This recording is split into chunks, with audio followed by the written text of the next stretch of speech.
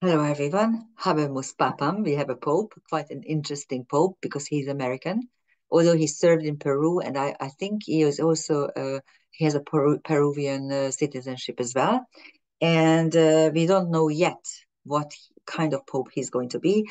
Of course, his name choice is interesting because if you look at the first Leo the First, and also then, for instance, Leo the Tenth, who was a Medici Pope, and then the 13th, who was in the last century, he was someone who tried to act against Marxism. Quite interesting. He tried to and reinforce and establish the function of the church to cater for the needs of the poor and those people who need help. So it's going to be interesting. It's going to be very interesting because no one actually expected an American pope. Actually, there was this consensus that there should never be an American pope because then the power will be kind of moving towards the United States much more prominently. So they tried never to vote for an American pope, and now we do have an American pope. So, dear American friends, congratulations.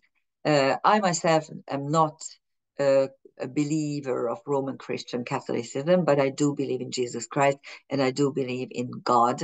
Actually, I believe in the goddess energy. And at the same time, I wish everyone well, and I really hope that the new pope will kind of cater for your for your spiritual well-being.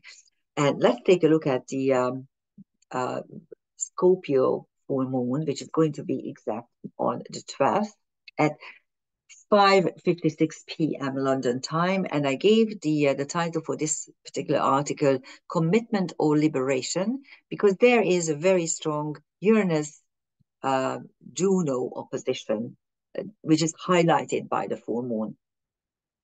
And if you take a look at the chart, and then I'm going to elaborate on the Uranus-Juno opposition, but if you take a look at the chart, there is a dark moon Astrea conjunction in Sagittarius. Astrea is the karma breaker, the destiny changer, and dark moon is the acceptance of the curse. Pluto is on the IC.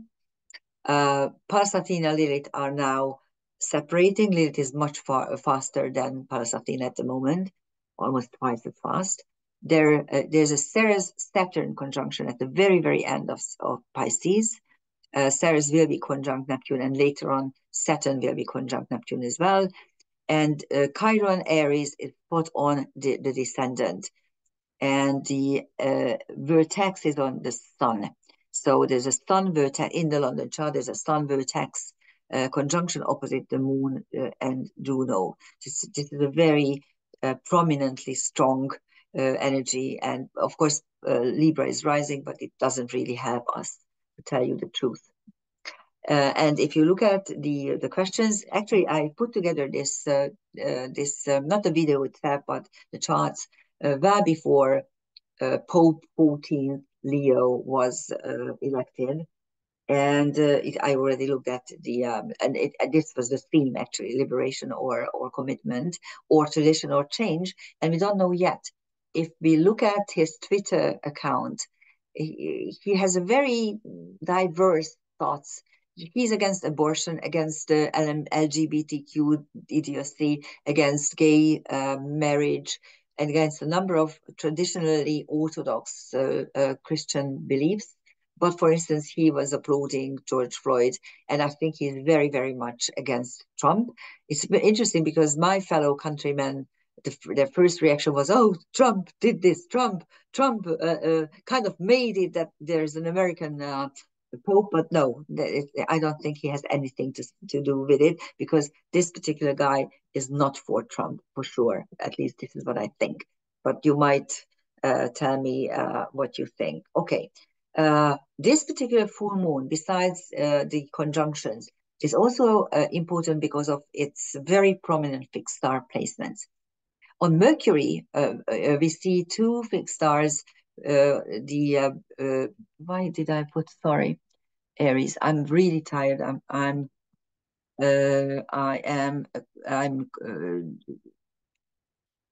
looking at all kinds of I'm giving exams, I'm correcting papers, and I'm working like 16 hours a day. I apologize. I always do this in Hungarian first, and if spell check doesn't pick up that there's a mistake, then of course I leave it in. I apologize again. So Sheraton, Beta Aries, and Meshartim Gamma Aries is on Mercury. Actually, Mercury is on these two bright stars. We are going to look at them in a minute. Jupiter is on the path which I call starlight path, really, because between Gemini 20 and 24, you have at least 8, 9 really bright stars all over the sky. At the moment, it's only Al Nilam, which is Epsilon Orion. It's the middle of the belt stars, very, very close to the celestial equator, but not spot on. It's like -1 degree, but still creating and promoting divine balance. And El Nat, which is beta Taurus, and all the beta stars of the constellations in karmic astrology represent the shadow side of that particular constellation. When you look at Taurus, actually, Elnat is the tip of one of the horns of the celestial bull. And of course, what is Taurus? What does it represent? It represents equilibrium, well-being, harmony, wealth, how you create stability and wealth around yourself, and how you love life, and how you enjoy well-being and love, and all kinds of nice things.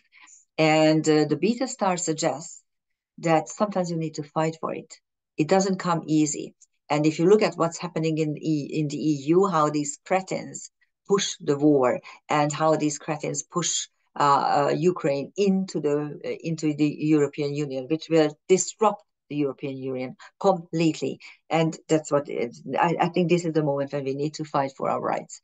Anyhow, so that's what Elnat means. And then Mars is on Gianshar, which is Lambda Draco. And Draco is, of course, a very northern constellation. The Draco is the celestial dragon.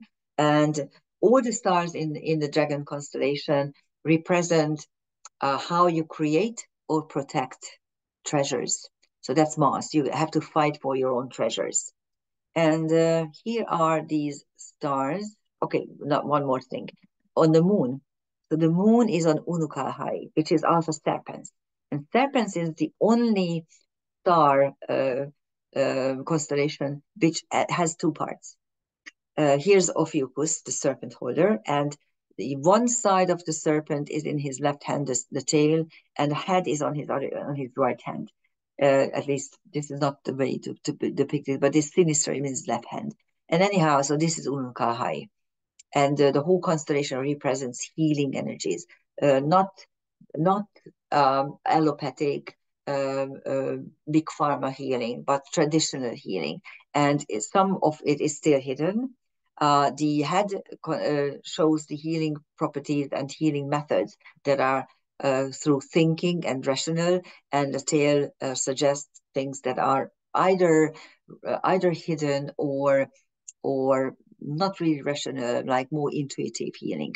And here's Meshartim and Sheraton. Sheraton is again the beta star, and the whole constellation Aries represents the drive to move forward, to fight for what's yours.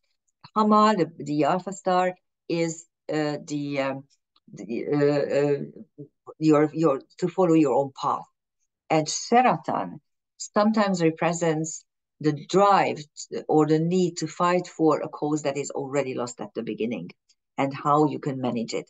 And Meshartim is an era starting star, so it's linked to this is Gamma Meshartim, and it is called an era creating star. It was quite prominent at the very beginning of the year. There is a complex planetary picture at 24, 26 degrees, which is highlighted by the full moon, because actually I like with the configurations, I like very tight orbs. And here the sun and the moon are simply highlighting, because they're at 22 degrees, so not practically inside this whole thing, but highlighting them. And here are the things that you have. There's a fixed T-square between Uranus Hygiea, highlighted by the moon, Juno, highlighted by the sun, and Lilith. And Lilith, of course, is revolt against injustice. And so you have actually the Hygeia with Uranus means a change which creates order, which creates harmony and well-being. But Juno opposite Uranus is a funny energy because Juno is complete commitment. She's the wife archetype, the first lady, the queen of heavens. And Uranus is freedom. So Uranus, Juno aspects represent the inability to commit in a normal relationship. It's very different from Venus Uranus because Venus is, well, actually, do the whole called Venus Uranus aspects as the freedom and commitment choice. But really, the real commitment is Juno.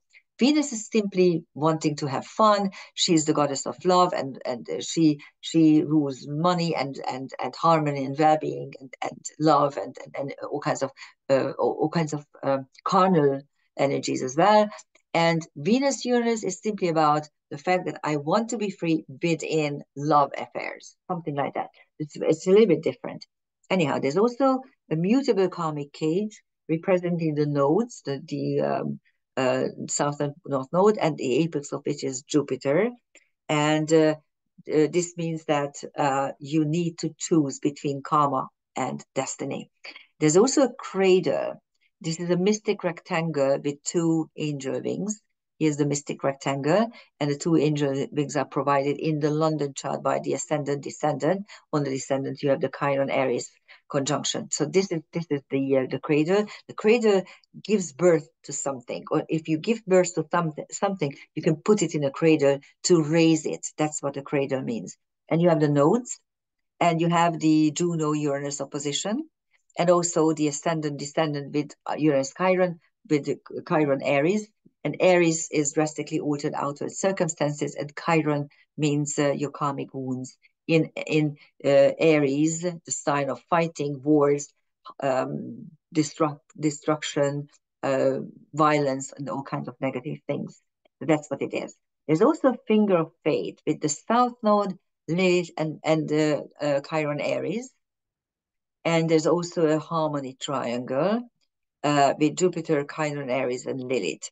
And there are multiple engines, little engines, and angel wings all over the thing. If you look at it, it's sometimes easier to just dissect it and see what they are. And then sometimes you just look at it and you see that, yes, there is change and creating some kind of order and health.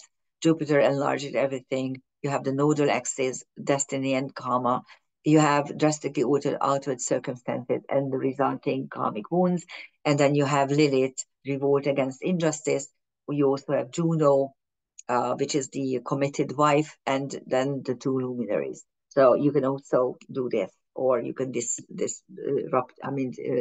it into configurations. We have a ton of transcendental celestial objects here. The ascendant rises with Spica and Arcturus, two very bright stars. One is Spica is the potential for brilliance, and Arcturus is a fifth dimensional world where abused children's souls are being healed. That is on the ascendant. On Uranus, you have Hygeia, which is our word of hygiene comes from her. She was the daughter of Asclepius, and she wanted to put things in order and give people the way to live a healthy life. Lempo is the finished creator god who later on in Christian times became a demon. Alicanto is a mythical bird that eats precious metal, silver and gold, and she has beautiful shiny feathers. And the problem is that when she eats too much, she's unable to fly. So Alicanto represents things which we overdo, and if we overdo them or abuse them, then we won't be able to function as our original function should be. And Algol, which is Beta Pegasus, which has a very, very bad press, really a very bad reputation, and it's not really a bad star. Stars cannot be bad. stars cannot mean anything wrong. A star is out there in the universe. It's not part of the human existence, of the human things.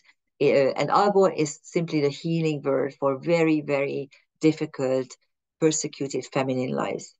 And on Paras Athena, you have Chariklo and Sada Sud and Deneb Agati.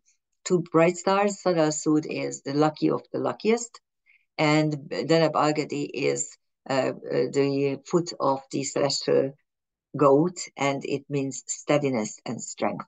And Chariklo, she was a nymph who fell in love with Chiron, the first centaur, and she turned her staff into the first female centaur in order to be with him.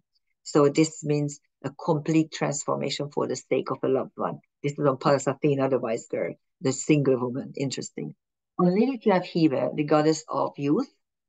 On Juno, you have Hestia, the goddess of sacred rituals, and Agena or Agena, which is Beta Centaur, which is one of the healing birds of very, very painful karmic wounds.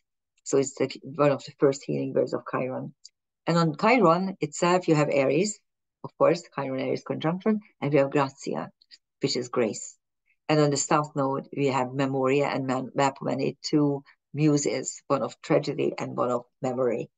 We need to remember our tragedies, past tragedies, not to trigger another war, actually, because that's what's happening. And in the full moon, if we look at the 22 degrees only, this is what we have. There's a full moon configuration with fixed T-square, sun, moon, and Pallas Athena at the apex. We need to become really wise during this particular full moon. There's also a fixed air engine, Jupiter, Pallas Athena, and moon. And fixed air means rationality. Fixed air is, of course, Aquarius, so it means you need to have life-saving theories or actually life-altering theories in order to do things. And there's also a bow tie right here, which is an opposition in the inside, and then karmic aspects all over. The semi-sextile and the quincunx are two karmic aspects. So this is the full moon and the Jupiter-Astrea opposition. Astrea, interesting enough, was Jupiter's daughter, Zeus, one of Zeus's daughter. Her name means the starry girl. And she didn't want to be with her for her father. She left Mount Olympus because she thought about the life of gods as completely futile and idiotic. So she was able to change her destiny a couple of times, and this is it. That's why she is linked to karma breaking. And there are some transcendental objects, not too many. On the sun vertex, you have Aphrodite and Thetis, the goddess of love, and Thetis, the goddess of the oceans. On the moon, you have Berenike, who sacrificed her own hair in order to bring her husband back from the war. And actually, Berenike is linked to quiet sacrifices. And Astrea has Horemheb, who was born as a slave, became a general, and after Tutankhamun's death, he became the pharaoh. So the total transformation or elevation of someone from very low to the highest possible position. That's what Horemheb symbolizes. So this is the full moon of the Scorpio full moon of this month. Happy full moon, and use the energy wisely. Thank you for listening. Bye-bye.